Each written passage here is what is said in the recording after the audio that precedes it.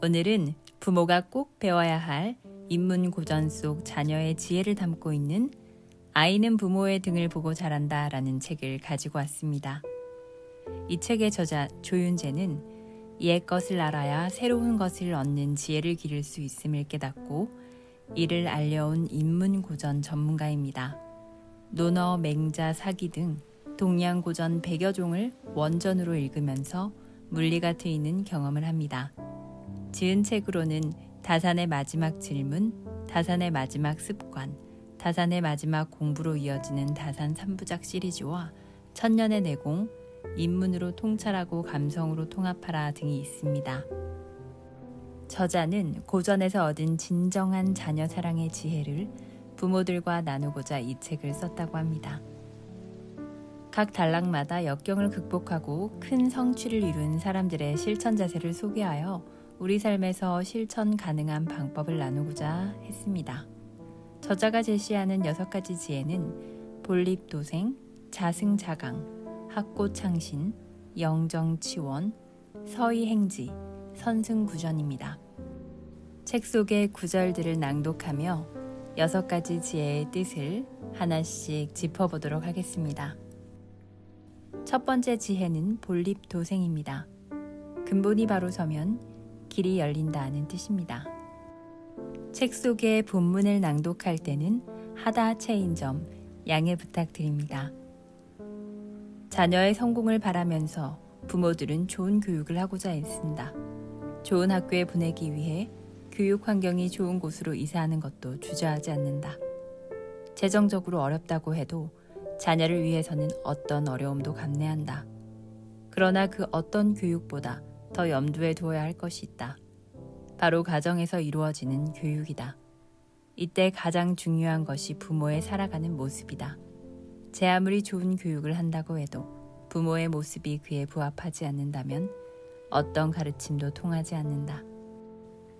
예기 공례에 실린 자녀에 대한 가르침은 보이는 것, 행동하는 것, 듣는 것, 3가지다. 결국 삶의 모든 모습이다. 자녀가 올바르게 성장하는 것은 모든 부모의 바람일진데 그것을 간절히 원한다면 먼저 부모가 자신의 삶을 바르게 해야 한다. 자녀의 마음에 새겨진 부모의 뒷모습은 평생 남는다. 두 번째 지혜는 자승자강입니다. 나를 극복할 수 있을 때 가장 강해질 수 있다는 뜻입니다.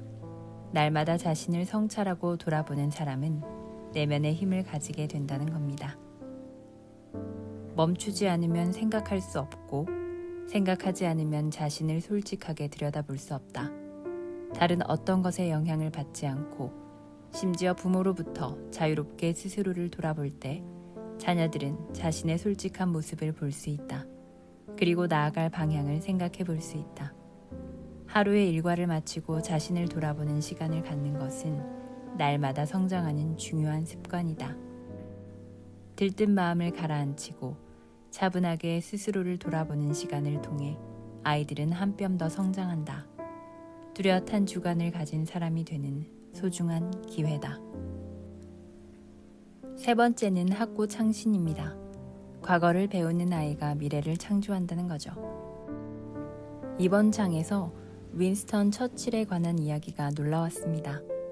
처칠은 어린 시절부터 책 읽기를 좋아했는데 특히 역사서를 좋아했다고 합니다. 그는 폭풍의 한가운데라는 그의 저서에서 무려 50년 후의 세상을 예측했다고 합니다. 무선전화와 텔레비전, 초고속 통신수단의 현실화를 1932년에 예견하다니 그의 통찰력이 모두 인문학에서 비롯되었다고 하네요. 저자의 다음 글을 읽어보겠습니다.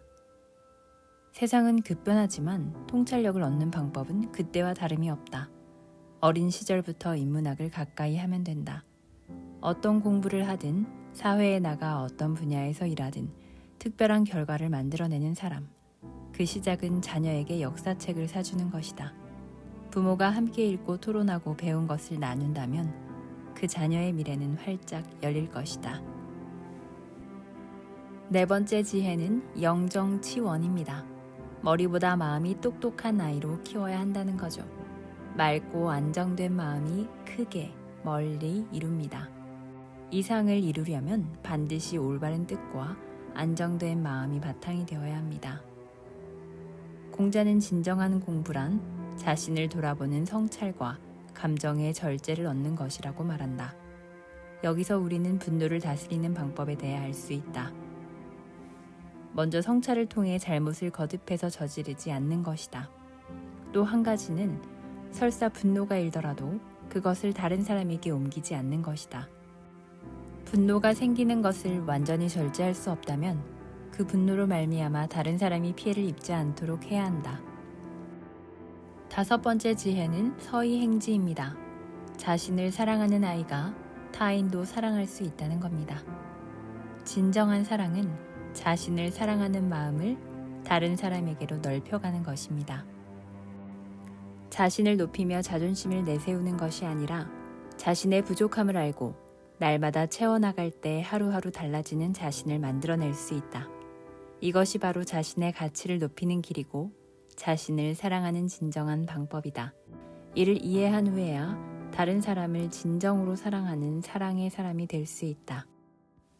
6번째, 바로 마지막은 선승구전입니다. 먼저 이긴 다음 싸우라는 겁니다. 치열한 경쟁의 시대에서 자신을 지키고 경쟁에서 이기는 힘을 길러야 한다는 말입니다. 자녀들에게 줄 수 있는 한 단어를 정한다면 정성을 택하는 것도 의미 있는 일이 될 것이다. 자신은 물론 모든 것을 바르게 이끌 수 있는 힘이 되기 때문이다. 자녀의 책상 앞에 써붙이는 글로도 손색이 없다. 자녀가 정성의 의미를 알고 실천한다면 다른 가르침은 필요가 없을지도 모른다.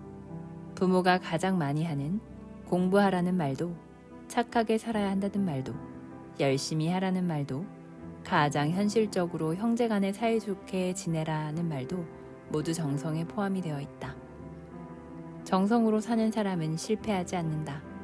정성이 지극하면 앞길이 열린다.